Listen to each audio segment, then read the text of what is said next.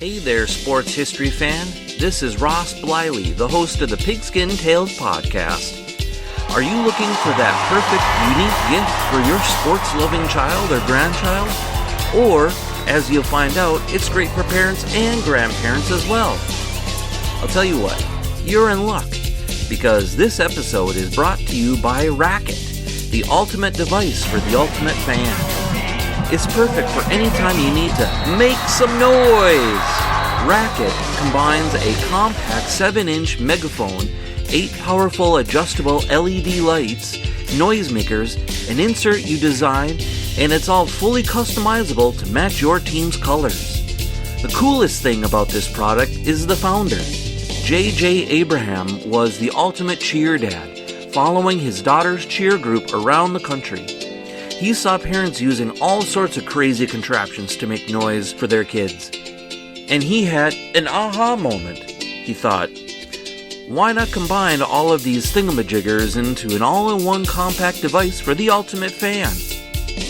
So JJ and his team worked 3 tireless years on developing version after version, finally landing on a Racket. That's R-A-K-I-T. So you can make some noise to be part of the action. Get out there and let's get loud. Bring a Racket to your next game or competition to cheer on your favorite team or athlete. You can customize your Racket with your own logos, drawings, and names. Get beads to match your team's colors. Flashing lights add to the excitement. Are you ready to make a Racket? Be part of the game?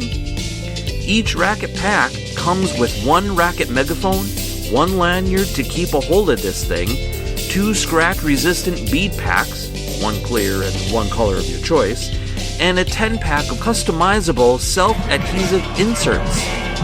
Currently on sale for $24.99. To pick up your Racket today, head on over to myracket.com. That's myrakeit.com. Now get out there and make some noise! Soundtrack provided by Etta Key from filmmusic.io.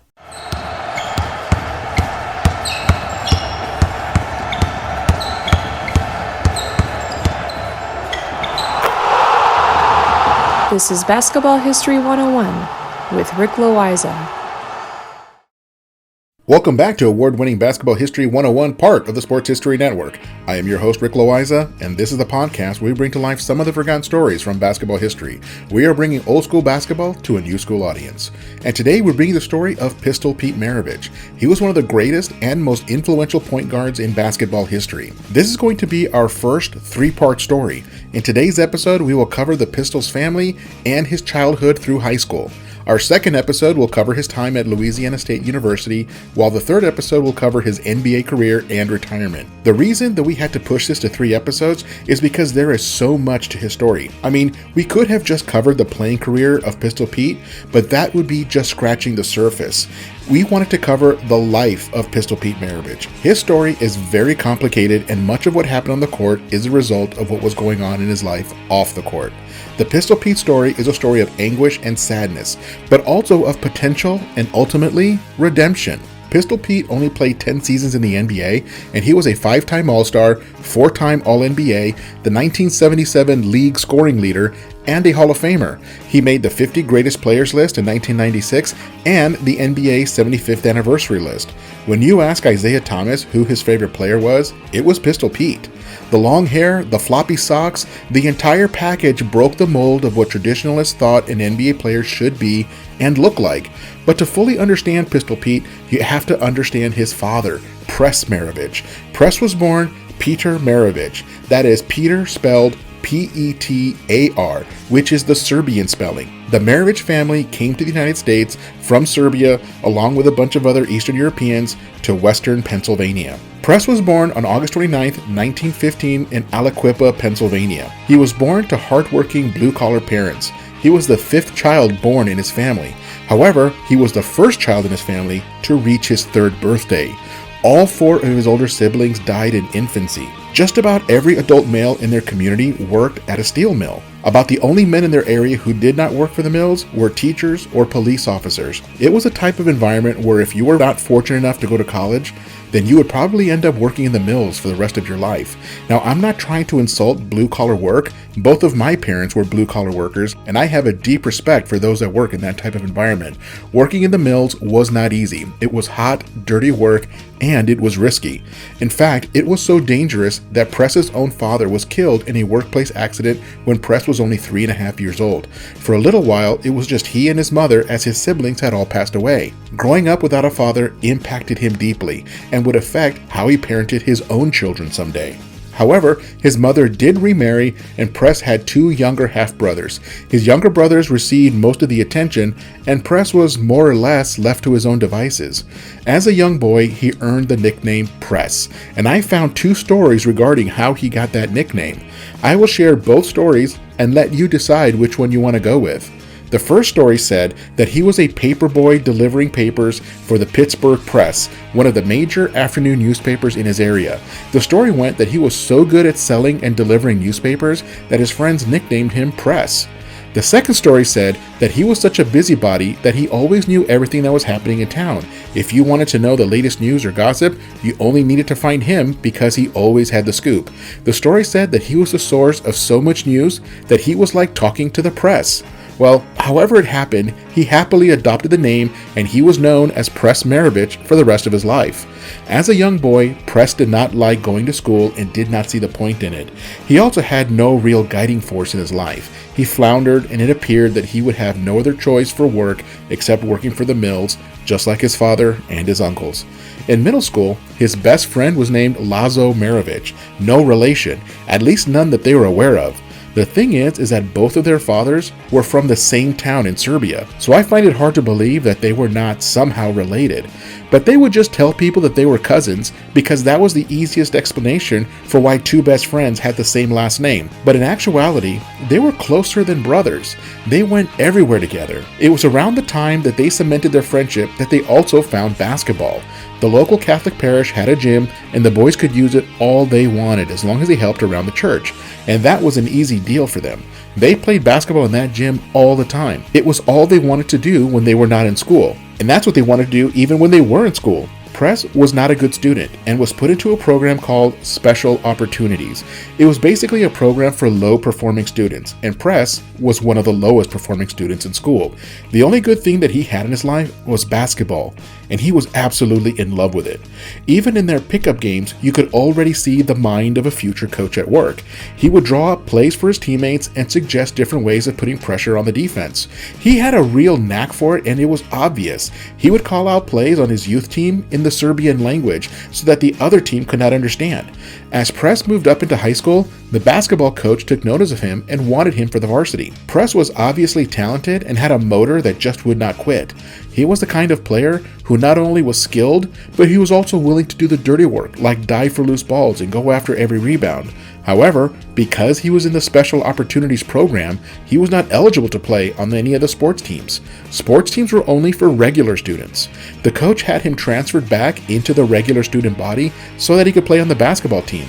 And it worked. Press knew that basketball was his opportunity to possibly go to college and have a better life. However, it was a struggle. Press had fallen so far behind in his studies because he worked the graveyard shift at the mills full-time while still in high school. He still had to make money after all, and his family was not wealthy. By the time his high school coach got him transferred in with the regular students, as I mentioned, Press was already 18 years old. It basically meant that he was an 18-year-old high school freshman. When I was 18, I was a freshman at a university. And Press had no problem with the arrangement because he knew that if he was going to have any future in basketball, it would mean that he would have to go to college. And this was how good Press was. He scored 20 points per game back in the day when entire high school teams had trouble scoring 20 points for the whole game. He was a dominant player. He reached his full size of 6 feet and 185 pounds. And when he finally graduated from high school, he was 22 years old.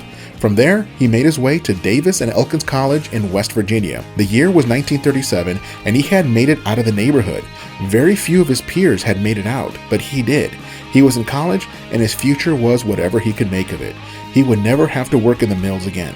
The mills had already taken his father's life, and he did not want the Mills to take his life too. While he was in college, he would also play in local professional leagues under an assumed name in order to make extra money. By the time he graduated from Davis and Elkins, he was ready to play professional basketball full-time. However, something else happened that would derail his professional career for a while. That event was called World War II. He served 2 years in the Navy before returning to civilian life. He played hard and made a decent living for himself. And while he was playing ball, he also met and married his wife, Helen. Press and Helen had dated briefly years earlier, but she ended up marrying someone else and had a son named Ronnie. Her first husband was also serving in World War II, but he did not make it home. After a couple of years, Press and Helen rekindled their relationship and got married. And Press loved and doted on Ronnie like he was Press's own son. Press knew what it was like to grow up without his father, and he wanted to make sure that Ronnie got the attention that he deserved. But that would not last long. By the time he got married, Press was already 30 years old and his professional playing career was winding down. The year was now 1946, and Press found out about a brand new professional league forming, and the league was putting a team right in Pittsburgh, near Aliquippa where he grew up. That league would eventually call itself the NBA, and the team was called the Pittsburgh Ironmen. He was 31 years old and played his one and only season in the NBA's first season. The Ironmen would go out of business after just that 1 year, and Press's body had already broken down by then. At first, he did not know what he wanted to do, but then he realized that by getting into coaching, he could stay fully connected to the game that he loved more than life itself. From the NBA, he went back to college and signed on as an assistant coach for Davis and Elkins. That same summer, Helen gave birth to Press's first and only biological son, Peter Press Maravich. The pistol was born on June 22, 1947. He was Press's pride and joy, and very early on in Pete's life, Press decided that he was going to build Pete into the greatest basketball player of all time. That was literally Press's intention for his young boy. For nearly the next 30 years, Press coached basketball at various universities and high school, but what he loved even more than coaching his teams was developing young Pete. Pete got all of the proper coaching and drills that a college player would be getting. By the age of 8 or 9, he was already proficient at a number of dribbling drills. When the Maraviches had company over at the house, Press loved to have Pete show off his dribbling skills for his guests. Press also invited young Pete to come to his college practices and perform drills alongside the college players. Of course, at a young age, Pete was nowhere near the size of the college players, but he was equally skilled. He would win money by betting the college players in shooting contests. Even from the very beginning, Pete could shoot the ball like few other players that ever lived. I mean, just think about it. He was receiving college-level training and development since he was a toddler. By the time that Pete was in high school, Press was known for telling people that Pete would be the first $1 million basketball player. Press even said this to John Wooden, who happened to be a very good friend from the coaching world, as they often worked summer basketball camps together as instructors for extra money. Young Pete was just as much in love with basketball as Press was. Pete was constantly dribbling the basketball and shooting in the backyard when he was not at practice with one of Press's teams. Press once made Pete dribble the ball out of the car window while Press was driving. The drill was to help Pete keep control of the ball while moving fast. Now, there was nothing that Press loved more than making Pete a better player. It was because of Pete that Press basically forgot about his stepson Ronnie. It got to the point that even Press's college players had no idea that the coach had an older son because he only ever talked about Pete, and Pete was the only one that they ever saw. Even John Wooden was surprised to find out that Press had another son. He once even asked Press about it. He asked Press why he only ever talked about Pete when he also had another son in Ronnie. Of course, the answer was fairly obvious. It was because Ronnie was an above average basketball player, but he was never going to be an elite player. On the other hand, in the mind of Press Maravich, young Pete was going to be the greatest player of all time. Pete looked up to his dad and wanted to please him. He was obsessed with winning and hated it when he lost. Pete once went out after a loss to dribble in the pouring rain on a dirt court. He figured that if he could maintain his dribble in the mud, then he could maintain his dribble on a proper court. His two big heroes were Oscar Robertson and Jerry West. Pete thought that those were the two best guards in the entire NBA, and he wanted to play against them someday. As Pete reached high school, he continued to impress. He was an absolute scoring machine. He played his first 2 years of high school in South Carolina while Press was the head coach at Clemson University. But then they moved to North Carolina when Press took over as the head coach at North Carolina State University. Pete played his last 2 years of high school in North Carolina. As Pete was finishing high school, Pete was highly sought after as a basketball player and was recruited by a lot of different universities. And they all thought that maybe there was a chance that Pete would pick a school other than the one that Press was coaching at. I mean, it was a good effort on the part of those other coaches, but did they really think that they could convince Pistol Pete to play for anyone other than his own father at the college level? These other coaches were at a complete disadvantage because their primary recruiting competition was the boy's father, and boy did Press want to coach Pete. Press knew that with any other school, Pete would have to work his way into another coach's system, but with Press as the coach, Pete was the system. Pete would have free reign to take as many shots as he wanted, and Press was convinced that this would be his best path to the NBA. However, when Pete finished high school, he was still physically quite thin and small. He was still quite a ways away from his full height and weight. Press sent Pete to Edwards Military Academy in North Carolina to spend 1 year at a prep school to help his body develop before sending him away to college. And it worked. That extra year let Pete's body develop further. But now it was time for Pete to choose a college to spend the next 4 years getting ready for the NBA. It seemed that he would go to North Carolina State University and play for his father, and that is exactly what North Carolina State thought would happen. But Louisiana State had other ideas. They took a completely different approach to recruiting Pete. They decided to focus their energies into recruiting Press. They pulled out all the stops to offer Press the head coaching job at Louisiana State or LSU. They would practically double the salary that he was getting from North Carolina State, and LSU committed to building a brand new, state-of-the-art basketball facility. The only thing they needed to know from Press was that he would be able to bring Pete with him. And how could Press say no to that? Pete threatened to go elsewhere because LSU was a football school and they did not care that much about their basketball team, and they did not get the same kind of support that the football team got. He wasn't wrong. LSU is a big football school, and that is the team that gets most of the attention. But Press screamed at Pete that if he decided to go elsewhere, he would never be welcomed again in the Maravich home. Pete relented and said that he would go to LSU on one condition, that Press had to buy him a new car. And that is how the deal was done. That is how Press Maravich recruited Pete Maravich to come play for him at Louisiana State. So the entire Maravich family moved to Baton Rouge, Louisiana and LSU. With this move, Pete would grow from becoming a local hero to national fame. And that does it for part 1 of our 3-part story on Pistol Pete Maravich. Join us next time when we talk about Pete's time at Louisiana State University as the star of the team. That's next time on Basketball History 101, part of the Sports History Network, the headquarters of Sports Yesteryear. Go to sportshistorynetwork.com to find out more about this and other sports history podcasts. If you like what you hear, please hit that subscribe button wherever you get your podcasts, and check out our page on Facebook. It's called Basketball History 101 Podcast. There you will find shorter historical posts as well as comments and discussion starters on today's game. I will also announce there when new episodes come out. I want to thank my producer and editor, Jacob Loayza. Join us each week as we continue to mine the history of basketball for more great stories from the past. Take care, and see you soon.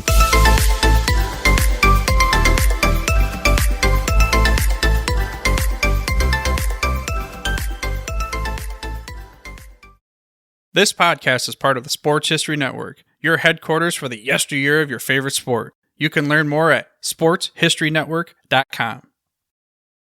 At the Sports History Network, we're all about sports yesteryear, and so we're so pleased to introduce you to Row One, an online memorabilia gallery and shop that brings your sports history to life anywhere. The Row One gallery includes over 5,200 gorgeously reproduced prints of team posters, game program covers, game tickets, advertisements, and more in baseball, pro and college football, pro and college basketball, and more. And any gallery item may be printed in a variety of sizes on wood, metal, canvas, acrylic, or poster paper. And in Row One shop, check out the thousands more of unique items with the retro and historical designs dating back to 1876, including t-shirts, long sleeve shirts, phone cases, mugs, blankets, pillows, towels, and even shower curtains. Go to sportshistorynetwork.com, ROW1, for access to the full Row One catalog for gallery prints and gift items, plus get a 15% discount off all prints on the Row One Pictorium Gallery with coupon code SHN15. Follow the link on the show notes. Hey there, sports history fan. This is Arnie Chapman, aka the Football History Dude, and I hope that you enjoyed this recent episode presented by the Sports History Network and we're able to learn some good old-fashioned sports history knowledge nuggets. I started the Sports History Network back in 2020 with the mission to help podcasters find a community of like-minded sports history nerds, as well as helping aspiring podcasters to start their own shows. We have a little bit over 30 shows on the network right now covering all sorts of sports history, but as far as I'm concerned, we're just at the toothpick in the ocean moment, that can't even figure it out because there's so much more coming. We wanted to create the ultimate headquarters for sports yesteryear, starting with Podcast Network and our website, but we're going to continue to move into other mediums as well. And here's the cool part, because we want you to be part of our team. So if you're interested in starting your own podcast, or maybe being a guest on one of our shows, or who knows, maybe even writing an article for us over on the website. Seriously, all you gotta do is reach out to us on the contact page over at sportshistorynetwork.com. You can be as technologically savvy as a Neanderthal tapping on a stone trying to figure out this whole hieroglyphics thing back in the day. Again, it doesn't matter, because even if you don't understand the whole podcast space, we have a production team that can pretty much help you out with doing everything. All you gotta do, head over to sportshistorynetwork.com, head to the contact page, fill it out. That message goes right to me, and I'll reach out to you as soon as I can.